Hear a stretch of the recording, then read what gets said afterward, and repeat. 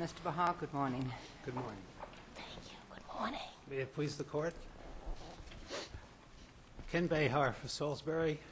Ken Kalman's with me. I attended the oral argument in the Hingham Healthcare case that this Court decided in 2003. And I remember listening to an Assistant Attorney General telling the Court how magnanimous the DHCFP, Division of Healthcare Finance and Policy, was being when it introduced standard payment rates in 1998. The Court was told that no facility would experience a rate decrease through a mechanism called a positive total payment adjustment, or TPA. A facility whose rates under the new system in 98 were less than 97 rates would be reimbursed at 97 levels. What I don't remember hearing in that oral argument was the fact that the money to pay for that touted largesse was being taken from facilities that could least afford it. In what I would characterize as a perverse twist on the Robin Hood principle unique to healthcare, what the DHCFP did was take money from facilities that had low costs in 1993, but whose costs increased in 1996. In Salisbury's case, largely due to the fact that its resident population had increased acuity, and gave the money to facilities who had high costs in 1993, but had reduced their cost in 1996, thereby profiting in the 1996 rate year, because 1993 base year costs were the base year for those 96 rates. The negative Mr. Bahar, TPA... may I ask you a question? All of this is, in theory, to introduce some incentive to, to become more efficient. I mean, that's the overarching public goal, correct? Yes, but the negative TPA does not in any way, shape, and form... And but that's the overall public goal.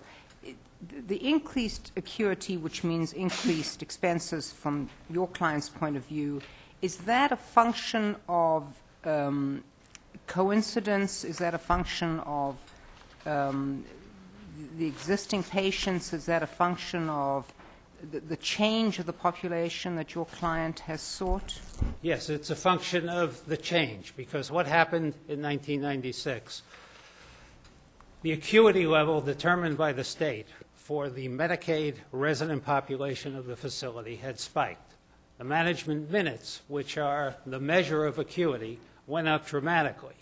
So to deal with those management minute increases, which are the minutes you actually have to spend providing nursing care, you have to staff additional nurses, you incur additional costs because you have to spend more time addressing patient care needs. Salisbury has the negative TPA doesn't really focus on containing cost increases. What it is really, when you cut through it, basically a transfer of payment scheme whereby money is taken from efficient facilities in 1993 and given to facilities who were more costly, less efficient in that 1993 year. Salisbury has two basic legal claims. It claims that the negative TPA regulations are arbitrary and capricious, and it also claims that the regulations violate a statute because what the regulations do is impose a base year, 1993, that violates a statute that limits the gap between base and rate year to 4 years. I'd like to talk about the arbitrariness of the regulation. Here you have a regulation that singles out efficient facilities in 1993, penalizes them, and as the evidence shows, contributes to their closure. One fact that's not going to go away in this case is how do you say it singles out efficient facilities? Because what this regulation does is it imposes a penalty on a facility that was efficient and low cost in 1993.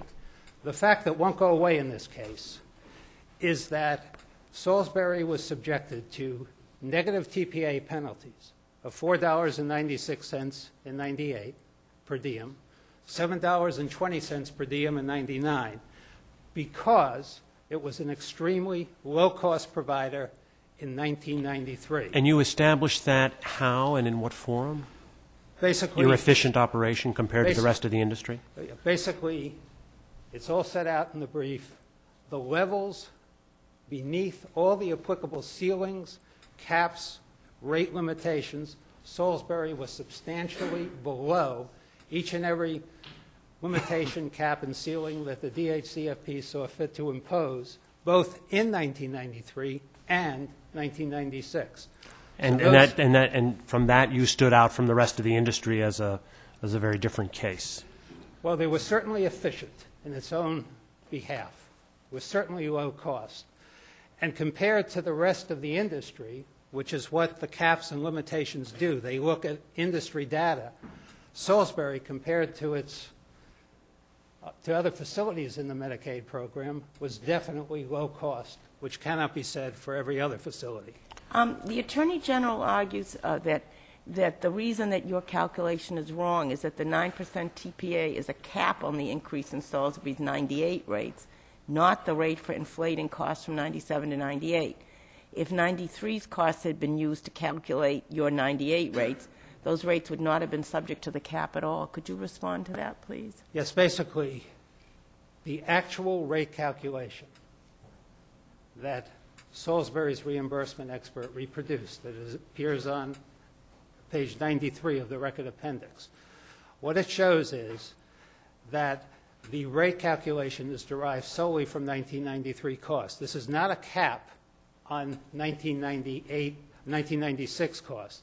The DHCFP has not looked at that year and imposed a cap on it. What it's done is it's gone back to a base year that is already concluded, 1993, and has basically penalized Salisbury for being efficient in that year.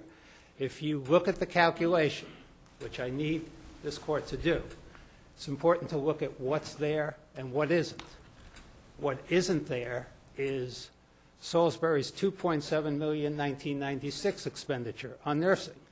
It's not there because 1996 data was not used to set Salisbury's 1998 and 1999 rates.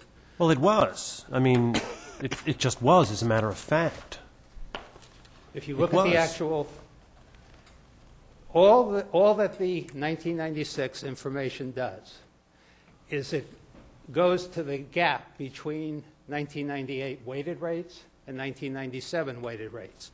But the actual calculation, Your Honor, which is set forth and has never been rebutted in any forum below, shows that you can tie out 1993 base year experience, trend it forward, and reproduce the actual rates at which Salisbury was But the Attorney General paid. contends that your 1988 rates were calculated based on your costs from 96, not from 93.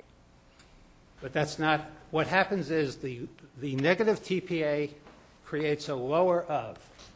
Facilities in 1998 were reimbursed on the lower of 1993 costs,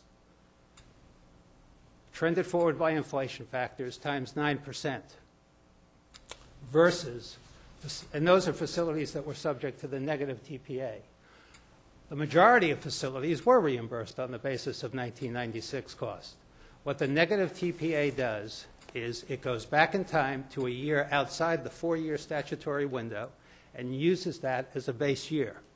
If you look at the statute that actually imposes the 4-year rule, there's a clause in the statute that basically authorizes the DHCFP to, quote, incorporate any audit findings applicable to said base year. The phrase said base year refers to the antecedent reference of a base year within the 4-year statutory window. The evidence in this case is, and you can look at Magistrate Finding 15 on pages 24 and 25 of the record appendix. The evidence in this case shows that it's 1993 audit adjustments to the 1993 base year that determine 1998 rates for negative TPA facilities. For the statute to support what the State is arguing the phrase, that base year has to be 96, but it's 1993 audit adjustments that dictate what Salisbury's 1998 rates are. What's wrong with that? They're looking at a big picture. They're trying to see how facilities perform over time, and if they have decreasing efficiency over time, they don't get it's calculated still in the same way, but it doesn't benefit. It's not as beneficial for a facility that experiences reduced efficiency. Well, Salisbury was efficient at all material times and is being subject to substantial penalties. This is not the negative TPA really has nothing to do with controlling rate increases. This is the only penalty provision in rate setting that I've ever seen that can be alleviated and eliminated if a provider actually spends more money. If Salisbury had spent $7 more per day in 1993, a whole bunch of things would have happened. It wouldn't have been subject to negative TPAs in 98 or 99. It would have cost the Commonwealth hundreds of thousands of dollars, and you can do the math for 96 because we have the Medicaid days, 41,000 times 7, you get up close to 300,000. So this is not something that goes to efficiency. Salisbury's always been efficient. It's being penalized for that. And that turns the statute on its head because the statute, in at least two places, makes very clear that efficiently operated facilities, which Salisbury proved it was, need to have rates that reimburse them the cost that they need to incur to comply with law and health and safety standards. So what we have here basically is the DHCFP used the base year, 93, to set 98 and 99 rates. Salisbury already suffered reimbursement losses because of that 1993 base year. In 1996, it lost over $590,000, as stated in brief, with record citations, caring for Medicaid residents in that year. And to subject Salisbury to that 1993 base year out for years longer than the 4-year statutory window simply is unfair. Does this affect many other nursing homes? I believe there were 84 in 98 that were similarly affected by this, but whether they were efficient, why or not, I can't tell you. But it does affect Salisbury. And Salisbury is affected because it was efficient.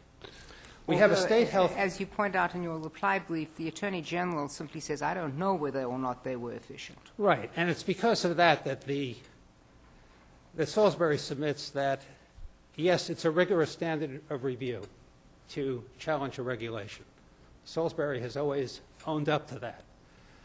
But Salisbury submits that the DHCFP is not entitled to deference in this case because, one, it can't tell you whether Salisbury is efficient, which is remarkable since there were 3 trial days separated by more than a month. The agency had ample time to figure that out. They can't tell you whether facilities below or above ceilings and caps are efficient or inefficient. They can't tell you even that these new standard payments are measures of efficiency.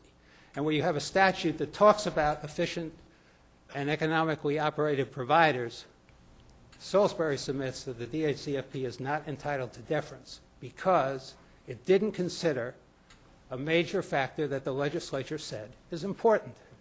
We have a state health care task force. Now, if I had to focus on something that just really encapsulates what's going on here, you have a state health care task force that singled out this regulation for misguidedness when it pointed out that what it does is it deprives efficiently operated facilities of necessary rate year resources. Now, what that means is, and it focused on nursing staff in particular. The task force might have been talking about Salisbury directly. Salisbury's, to deal with the sicker residents that it admitted in 1996, had to increase nursing staff, had to increase nursing costs, and the increase was 29%. Yet Salisbury is not getting the benefit of the base year roll forward because it was efficient in 93. And respectfully, that's irrational. It's penalizing Salisbury for being efficient in providing services to a less acutely ill patient population in a year more than 4 years removed from the base year. I see that The TPA regulation was a transitional regulation. Yeah, the TPA regulation went away July 1 of '02 when standard payments were completely implemented. Okay. Thank you, Mr. Baha. You're welcome. Mr. Porter?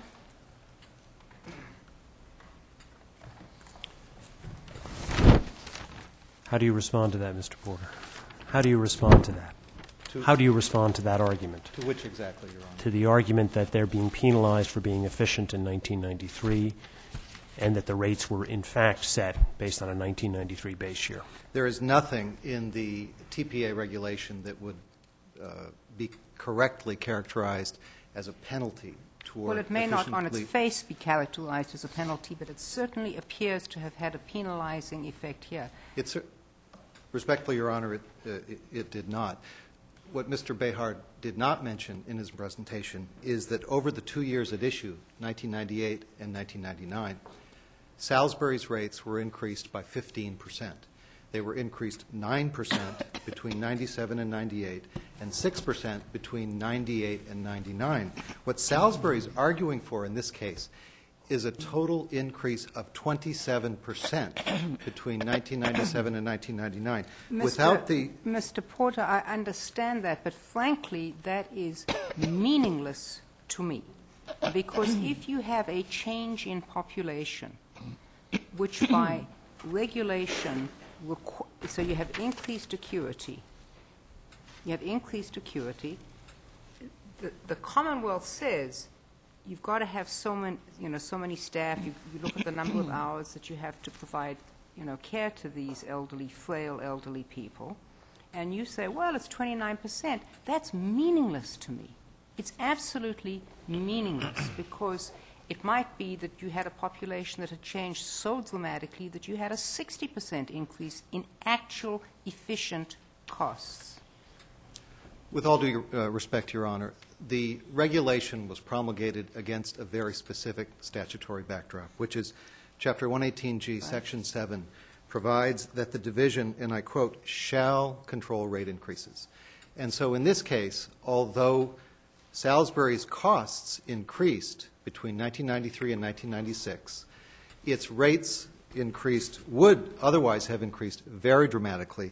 And against that statutory backdrop, the division acted quite appropriately in simply during the transitional period from 1998 to 2001, implementing the rate cap in the total payment adjustment.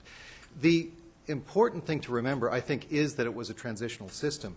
The system very generally was moving from a system under which rates were calculated on a facility-specific basis to the system we have now, which provides for standard rates across the board for nursing homes. In the Hingham Healthcare case, this Court noted that that move encouraged efficiency and moved away from a system that discouraged efficiency where there were a wide range of different types of rates. All of that I understand. I really do. Go ahead. The only point I was going to make, Your Honor, is in the move to standard rates, efficiently operated nursing homes benefit dramatically. Because if a nursing home such as Salisbury has costs below the median, it will benefit in the move to standard rates because the standard rates are set at or near the median based on gathering nursing home cost data statewide. So a nursing home that operates very expensively, very inefficiently, a high-cost nursing home, their rates will be pushed down. But a low-cost nursing home that operates at costs below the median, its rates will trend up during the transition from 1998 to 2001, the transition from facility-specific to standard rates. Except, or maybe in addition to, a change in the population. In other words, if you're simply taking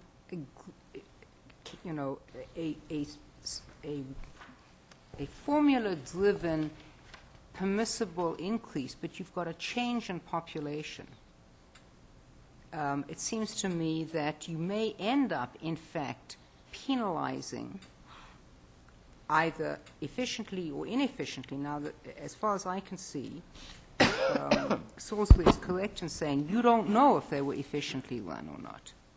So for you to stand here to say if you were efficiently run, you would benefit, and yet at the same time you say, I don't know if they were efficiently run, you can't say they benefited.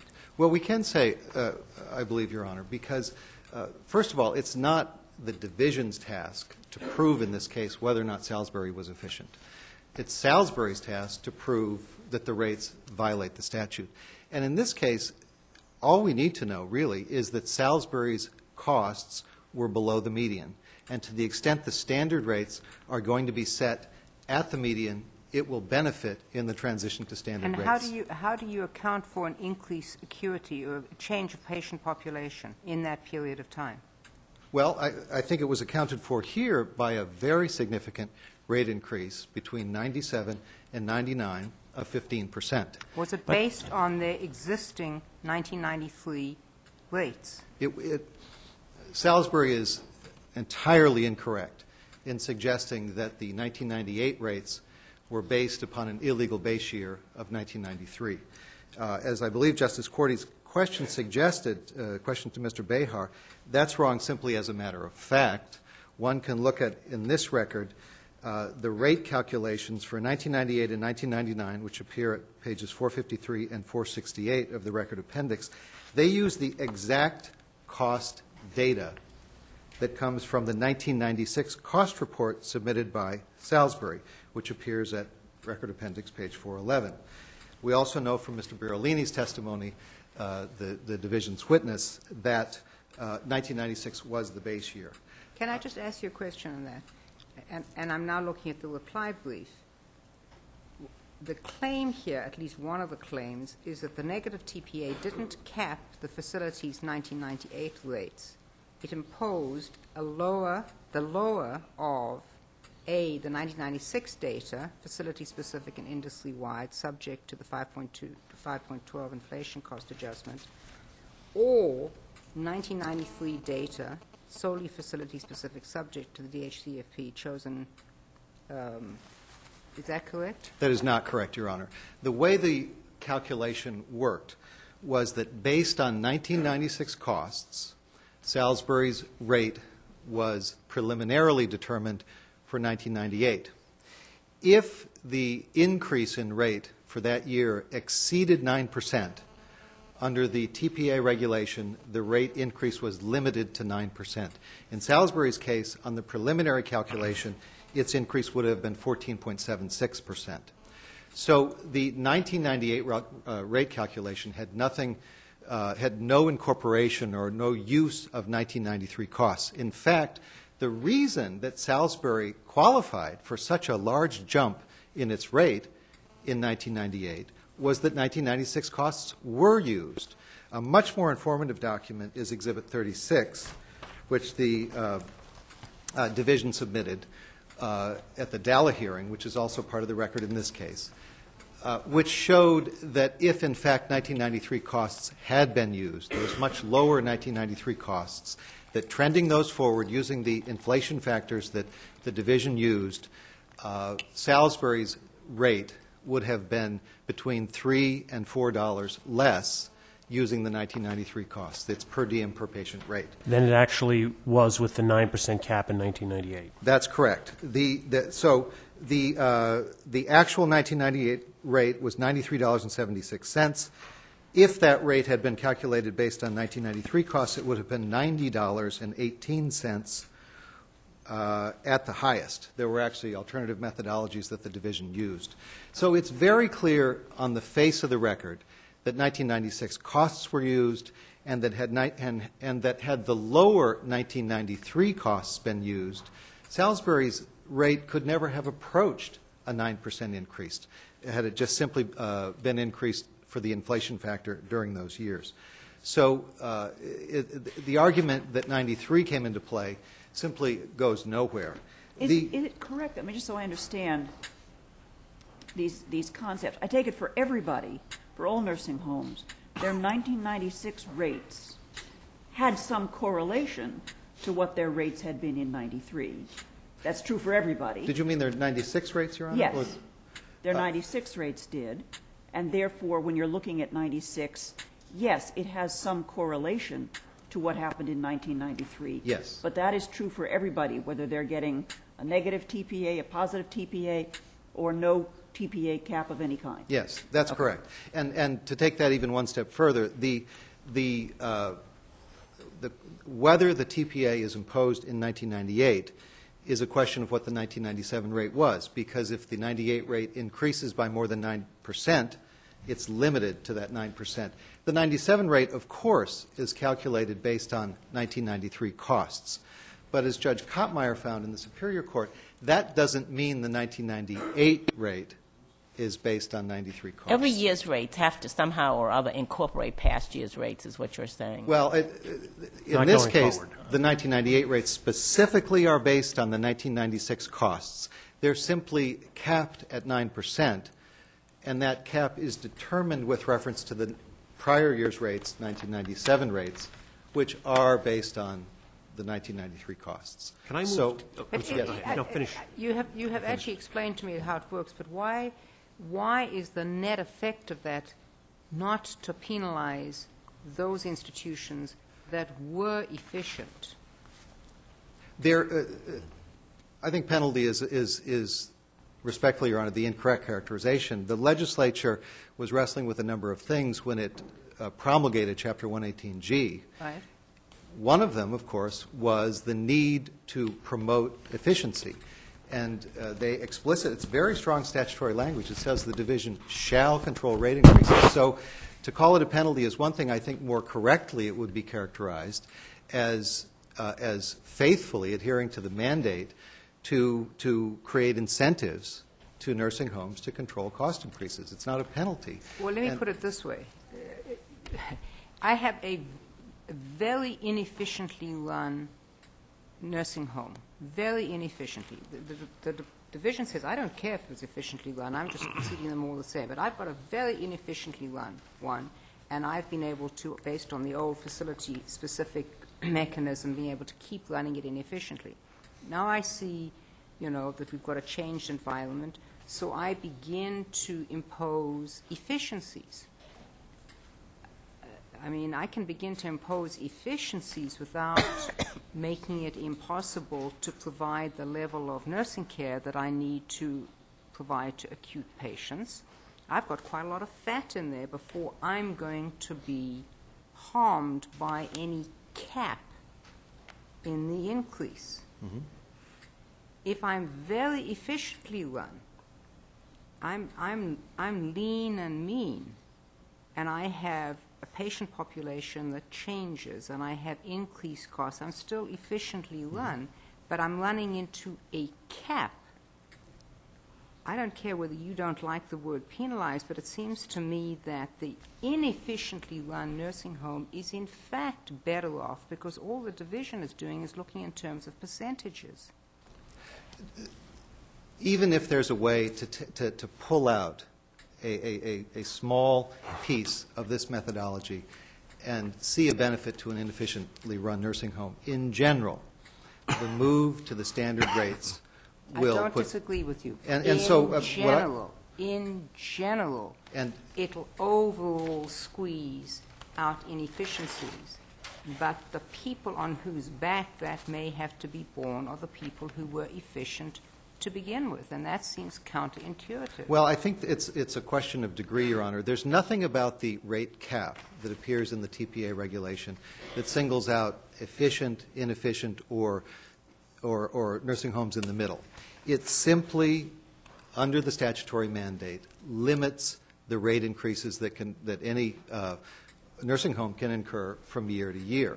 I think in that respect, there's nothing in it that resembles a penalty, and it makes perfect sense that the division, even for nursing homes that are relatively low cost and relatively more efficient, would still not want to tolerate rampant and very extreme rate increases. Again, in this case, Salisbury is not asking, in this case, for anything other than to eliminate the rate cap. And as I said at the beginning, that would amount to a 27% rate increase over 2 years in the face of a statute that not only authorizes but requires the division to control rate increases. Mr. Porter, let's assume for a moment that we think that DALA did have jurisdiction over this. Does that affect the result here? Didn't DALA, in essence, find against Salisbury in any event? It certainly did, Your Honor. And as we've argued in our brief, we've explained why we think Judge Kottmeyer was correct in finding that DALA did not have jurisdiction. But it makes no difference. And in fact, the magistrate's findings, which run almost entirely against Salisbury, were submitted by Salisbury as part of its record in challenging the regulation. But the DALA magistrate found that 1996 was the base year that was used, not 1993, and it found no other merit to Salisbury's argument that the rate set for 98 and 99 were not fair, adequate, or reasonable. Thank you, Mr. Porter.